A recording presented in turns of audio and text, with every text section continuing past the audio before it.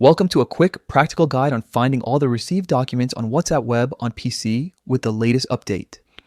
If you've ever struggled to locate PDFs, Word files, or slides sent to you, this video will show you exactly where to look and how to organize your documents efficiently. First, open WhatsApp Web in your browser and sign in as you normally do.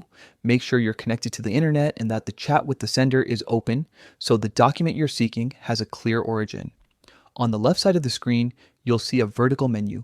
Look for the media icon, which is a small bubble shaped like a picture with a dot, and click it. This opens a dedicated gallery where WhatsApp stores all media shared in that chat, including images, videos, audio, and documents. From here, select Docs to filter the results to Documents only.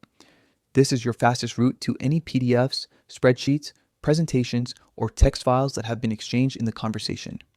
If you don't see docs right away, make sure you're in the correct chat and that the other person has indeed sent a document. With the documents visible, you can quickly identify what you're looking for by scanning file names. But for a more precise search, look toward the top of the document window to find the sort icon. Click on sort to access additional options for organizing your documents.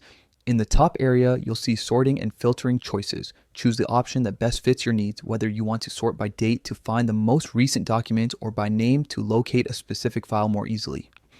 The updated interface often adds new categories under this menu, which helps you customize how your documents are displayed. If you're still searching for a specific file, use the search box if available within this pane. Typing part of the document's name or its file extension like .pdf or .docx can quickly narrow a results, saving you from scrolling through dozens of items. A final tip: after you found and opened a document, consider pinning the chat or saving the file locally if you need frequent access. This keeps important documents within easy reach for future reference.